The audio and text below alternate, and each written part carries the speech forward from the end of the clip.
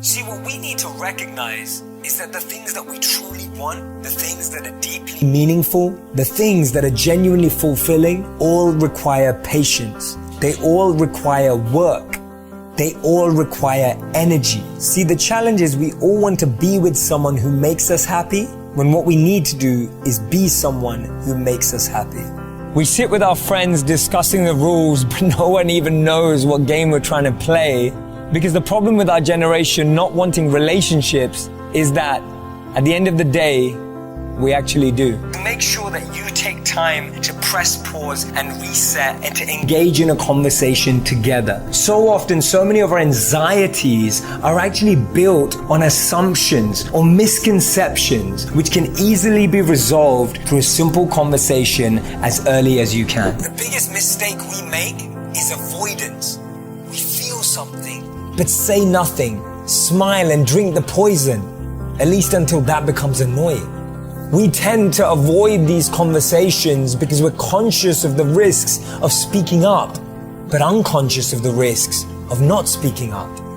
None of us should stay in relationships where we're fighting all the time, but we can learn to change how we fight. Soften your judgment. Speak how you'd like to be spoken to. Affirm before you complain.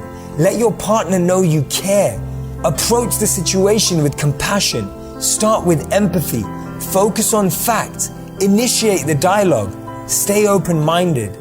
And remember, when you're fighting, the real fight is both of you against the problem, not both of you against each other. The biggest challenge we have is that we show love through the one that we want. If you're a gifts person, you give more gifts. If you believe in quality time, you give quality time. What we need to focus on is what the other person wants and not what we want. So think about the person that you love or want to show more love to, figure out which language they belong to, and try some of these out. Experiment with them to show them more love, appreciation, and encouragement. I guarantee you it will increase and strengthen your bond almost immediately. And remember, this isn't a technique or a trick. This is a genuine conveyance of your love and what you feel about them. So give it a go. We experience love when it's through service and engagement in that atmosphere. We don't just experience it every single day. We live in a world where people aren't self-loved and self-fueled enough to even consider this. The first is getting over your greed and ego. The second one is recognizing that you have value, and when you serve others, there's a value exchange. And the third, when you're feeling full and overflowing, you can then overflow to others.